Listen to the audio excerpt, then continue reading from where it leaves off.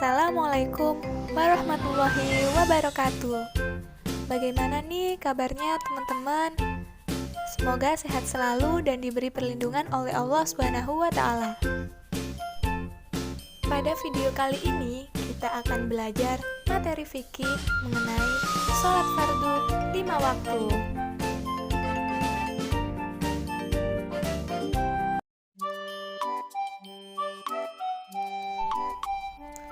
Yuk, langsung saja kita masuk pada pengertian sholat fardu.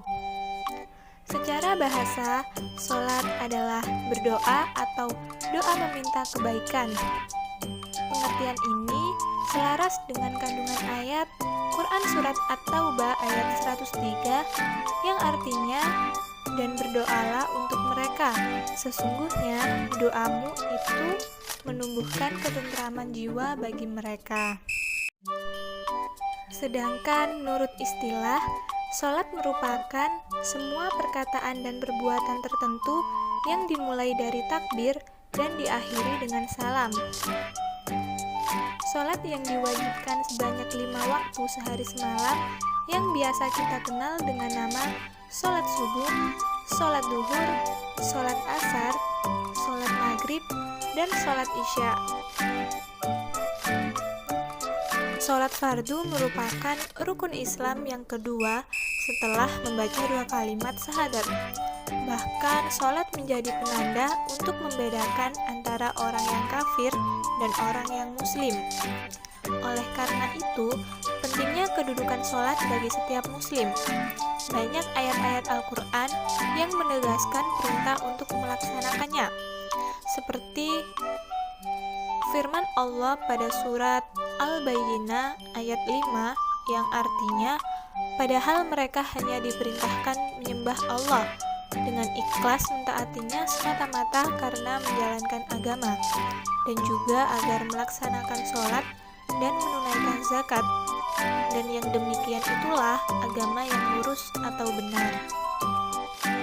Allah Subhanahu wa Ta'ala juga berfirman pada Quran Surat Al-Hajj ayat 78 yang artinya, maka laksanakanlah sholat dan tunaikanlah zakat, dan berpegang teguhlah kepada agama Allah.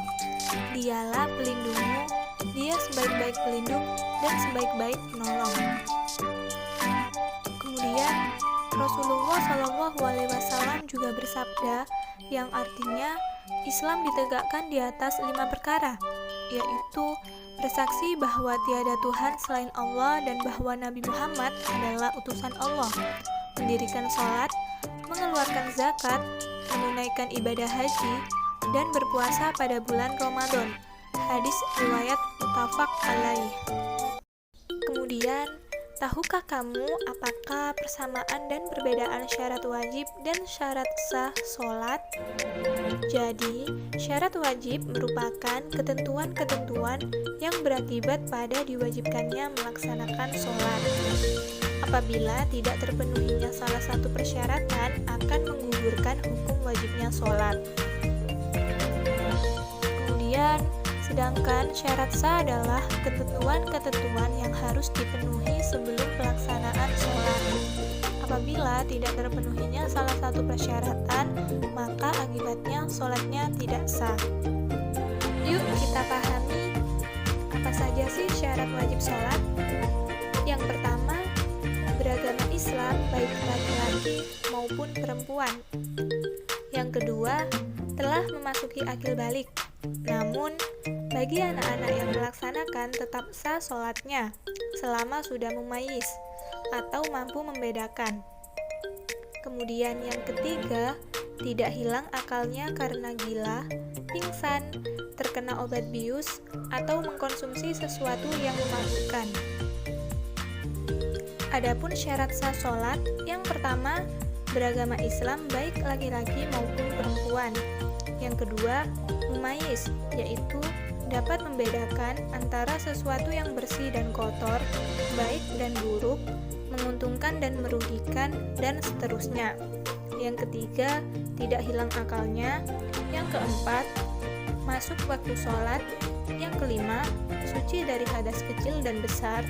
Yang keenam, suci dari najis, baik muhafafah, mutawasito, dan muhalado. Yang ketujuh, menutup aurat.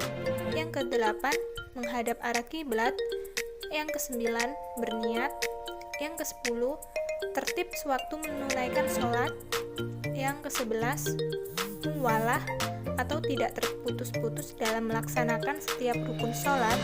Yang kedua belas, tidak berbicara, kecuali yang berkaitan dengan bacaan-bacaan dalam sholat. Yang ke-13, tidak banyak melakukan gerakan yang tidak berkaitan dengan sholat. Yang ke-14, tidak mengunyah, makan, dan minum. Sholat fardu seseorang akan menjadi batal dan tidak sah dengan sendirinya jika terjadi perkara-perkara yang membatalkannya. Di antaranya, yang pertama, datangnya hadas kecil maupun besar di tengah-tengah sholat. Yang kedua, menempelnya najis yang tidak dapat dimaafkan pada badan, pakaian, dan tempat sholat, kecuali langsung disingkirkan. Yang ketiga, mengeluarkan ucapan lebih dari 2 huruf dengan sengaja untuk berbicara, atau 1 huruf namun sudah bisa dipahami. Contohnya, jangan berdiri, duduk, dan seterusnya. Yang keempat, tertawa lebar ketika dalam sholat. Yang kelima, makan dan minum meskipun hanya sedikit. Yang keenam, murtad ketika dalam sholat. Yang ketujuh, gila ketika dalam sholat. Yang kedelapan, berpaling dari arah kiblat.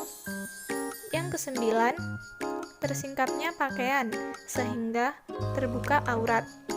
Yang kesepuluh, meringkas rukun sholat seperti ruku dan iktidal dijadikan satu sehingga dari ruku langsung sujud. Yang ke-11, ragu terhadap niat yang telah dilakukan, misalnya zuhur atau asar. Yang ke-12, mengubah niat dari sholat fardu menjadi sholat lainnya, misalnya sholat duhur, niatnya diganti dengan sholat gerhana matahari. Kemudian yang 13, niat keluar dari sholat sebelum sempurna semua rukun-rukunnya.